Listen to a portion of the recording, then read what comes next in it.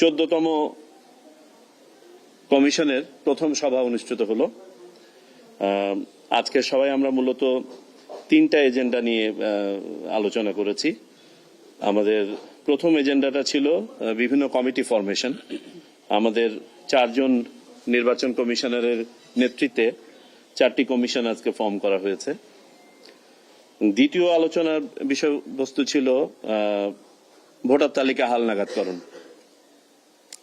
আমরা যে সিদ্ধান্তগুলো নিয়েছি আপনারা সবাই জানেন যে প্রতি বছরের 1 জানুয়ারি অনুযায়ী একটা ভোটার তালিকা হালনাগাদ হয়ে থাকে।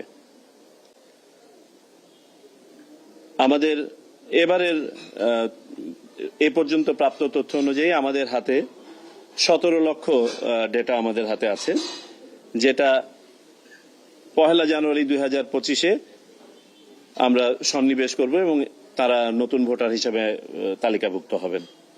তবে আমাদের পূর্ব অভিজ্ঞতা থেকে দেখা গেছে যে এই ডাটাটা সবসময় পূর্ণাঙ্গ হয় না, কারণ অনেকেই অফিসে এসে তারা নিবন্ধন কার্যটা সম্পন্ন করেন না।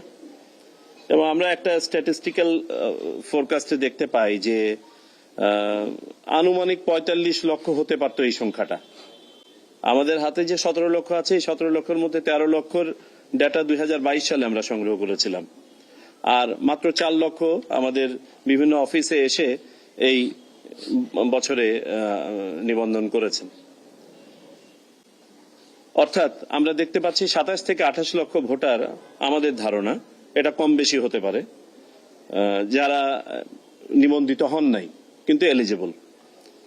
এই বাস্তবতায় আমরা সিদ্ধান্ত নিয়েছি যে আমাদের এই বছরের হালনাগাদ যে প্রক্রিয়া, সেই প্রক্রিয়াটা সম্পন্ন হয়ে যাবে। আপনারা জানেন যে 1 জানুয়ারিতে যে ডাটাটা হয়, সেই ডাটাটা 2রা জানুয়ারি থেকে শুরু করে 2রা মার্চ পর্যন্ত আমরা বিভিন্ন শুনানি ইত্যাদি সম্পন্ন করে 2রা মার্চে খসড়া প্রণয়ন করি। তো আমাদের 2025 সালে 2রা মার্চে খসড়া প্রণীত হয়ে যাবে। 2রা মার্চে চূড়ান্ত আকারে 2রা মার্চে আপনার তালিকা প্রকাশ হয়ে যাবে। কিন্তু যারা বাদ পড়লো, আমরা চাই যে তারা আমাদের ভোটার তালিকায় সন্নিবেশিত হোক। এই জন্য আমরা সিদ্ধান্ত নিয়েছি আমরা বাড়ি বাড়ি গিয়ে তাদের তথ্য সংগ্রহ করব। এই বাদ পড়া ভোটাররা ছাড়াও আমরা 2025 সালে যারা ভোটার হবেন, অর্থাৎ 2026 সালের 1 জানুয়ারি পর্যন্ত যারা ভোটার হবেন, তাদের তথ্য আমরা বাড়ি বাড়ি গিয়ে সংগ্রহ করব। এতে করে আমাদের যে অ্যাডভান্টেজটা আমরা পাবো বলে মনে করছি, যে আমাদের ভোটার তালিকাটাকে আমরা একটু চেক করে নিতে পারবো। আপনারা জানেন যারা মারা যান তাদেরকে একটা ফর্মের মধ্যে না হওয়া পর্যন্ত, এন্ডোর্স না হওয়া পর্যন্ত তাদেরকে বাদ দেওয়া যায় না। তো আমরা যখন বাড়ি বাড়ি যাব, তখন আমাদের মৃত যে ছিলেন পুরনো ভোটার, তাদেরকে বাদ দেওয়াটা সহজ হবে। কোথাও কোনো ডুপ্লিকেশন থাকলে বা অপরাপর কোনো ধরনের ডিসক্রিপেন্সি থাকলে সেগুলো আমরা হয়তো কাটিয়ে উঠতে পারবো। তো এই আলোকে আমরা বাড়ি বাড়ি যাব এবং আমরা একটা রাফ টাইম ক্যালকুলেট করেছি যে আমাদের এই প্রক্রিয়াটা সম্পন্ন করতে আনুমানিক 6 মাস সময় লাগবে। তবে এই 6 মাস সময়ের সাথে আমাদের ভোটার তালিকা হালনাগাদের কোনো সম্পর্ক নাই। আপনাদেরকে যেমনটা বললাম যে 2025 সালের 2রা মার্চ এই পর্যন্ত হালনাগাদ তালিকা আমাদের প্রকাশ হয়ে যাবে, আর এটা হচ্ছে আমাদের একটা চলমান প্রক্রিয়া। আমাদের উদ্দেশ্য হচ্ছে একটা শুদ্ধ এবং পূর্ণাঙ্গ তালিকা, যেখানে সঠিকতা যেন 100% আমরা নিশ্চিত করতে পারি। আর পাশাপাশি যারা প্রাপ্তবয়স্ক এবং 1 জানুয়ারি 2025 এবং পরবর্তীতে 1 জানুয়ারি 2026-এ যারা ভোটার হওয়ার যোগ্য, তারা কেউ যেন বাদ না পড়েন। এটা ছিল আমাদের দ্বিতীয় এজেন্ডা। আর তৃতীয় যে এজেন্ডা আমাদের ছিল সংসদীয় আসন সীমানা নিয়ে কিছু অভিযোগ ছিল, সেই অভিযোগগুলি নিয়ে আলোচনা। এটা নিয়ে আমরা আজকে আলোচনা করি নাই। আমরা এই অভিযোগগুলো আমরা যে উপকমিটি আজকে বা কমিটি যেটা ফর্ম করা হয়েছে, সেই কমিটিতে প্রেরণ করা হয়েছে। পরবর্তীতে আমরা এটা নিয়ে আলোচনা করব। সংক্ষিপ্ত আকারে এই ছিল আমাদের আজকের আলোচনা। আপনাদের যদি কোনো কিছু জিজ্ঞাসিত থাকে আমি বললাম যে 6 মাস এটা হতে, এইটা আমাদের এখন সেক্রেটারিয়েট থেকে তারা ওয়ার্কআউট করবে। যে আপনারা জানেন যে আমাদের হাতে এই যে 17 লক্ষর যে ডাটা আছে, এই ডাটাটাকেও আমাদেরকে প্রসেস করে শেষ করতে হবে। সো আমরা চাচ্ছি যে যত দ্রুত সম্ভব এটা কাজটা শুরু করা। স্যার, যেটা হচ্ছে যে আপনার হালনাগাদ যেটা হবে বাড়ি বাড়ি গিয়ে সেই জি। তথ্য হবে 26 সালের জানুয়ারি 2 তারিখ আপনারা খসড়া প্রকাশ করবেন এবং মার্চের 2 তারিখ হচ্ছে আপনার চূড়ান্ত ভোট মানে তালিকা প্রকাশ করার কথা। আমি আবারও রিপিট করি, আমাদের 2025 সালের 1 জানুয়ারি পর্যন্ত যে হালনাগাদ সেই কার্যক্রম 2 মার্চ 2025 শেষ হয়ে যাবে। জি। তো আমাদের হাতে কিন্তু একটা হালনাগাদ ভোটার তালিকা থাকবে। আমরা আবার বাড়ি বাড়ি যাওয়ার প্রয়োজনীয়তাটা এই জন্য বোধ করছি যে আমরা ধারণা করছি 25 থেকে 27 লাখ বা কম বেশি ভোটার যারা আমাদের অফিসে এসে নিবন্ধিত হন নাই, এদেরকে আমরা চাই নিবন্ধিত হোক, এই জন্য বাড়ি বাড়ি যাওয়া।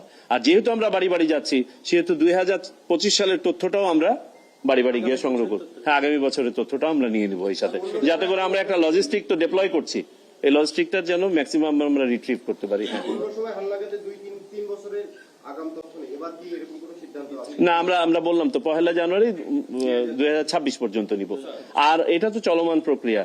আর একটা সিদ্ধান্ত আমরা নিয়েছি, এটা একটা নীতিগত সিদ্ধান্ত, যে যখনই আমাদের কোন একটা নির্বাচন সামনে আসবে আমাদের চেষ্টা থাকবে সবসময় যে তফসিল ঘোষণার আগ পর্যন্ত একটা আপনার সম্মুখ সময় পর্যন্ত যেন যদি বিশেষ কোন অর্ডিন্যান্স জারি করে হোক, সবাইকে যেন আমরা যারা ভোট দেওয়ার যোগ্য তাদের সবাইকে যেন তালিকাভুক্ত করতে পারি। সম্ভাব্য সময়টা কখন হতে পারে বাড়ি বাড়ি গিয়ে যদি একটু বলতে, সম্ভাব্য সময়? এটা আপনাদেরকে সেক্রেটারিয়েট থেকে পরে আরো ব্রিফ করবে। আমরা যেটা ধারণা করছি যে 2 মার্চের পরেই আমরা শুরু করতে পারবো। 2 মার্চ পর্যন্ত আমাদের এই কার্যক্রমটা সম্পন্ন করতে হবে। আমাদের হাতে 17 লক্ষ ডাটা আছে, এই ডাটাটা আমরা বলতে পারি যে হালনাগাদ বাড়ি বাড়ি গিয়ে হালনাগাদটা আগামী বছরের জন্য আপনারা করবেন। আগামী বছরের জন্য সঠিক।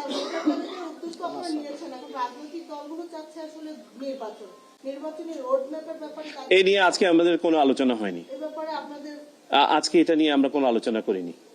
আজকে আমাদের এজেন্ডা যে 3টা ছিল আমি আপনাদেরকে বলেছি এই 3টাই ছিল। এটা পরবর্তীতে যখন আমরা আলোচনায় আসবে তখন জানাবো। আচ্ছা, আপনারা জানতে চান এটা? ওকে,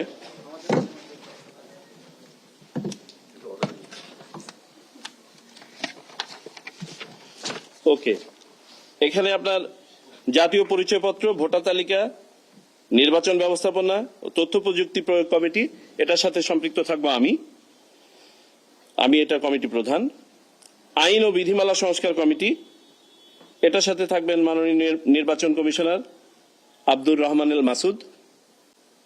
সীমানা পুনর্নির্ধারণ, জাতীয় স্থানীয় সরকার প্রতিষ্ঠানের নির্বাচন প্রস্তুতি, ভোট কেন্দ্র স্থাপন, ভোট গ্রহণকারী কর্মকর্তাদের প্যানেল প্রস্তুত ও তদারকি কমিটি, এটার সাথে থাকবেন মাননীয় নির্বাচন কমিশনার আনোয়ারুল ইসলাম সরকার।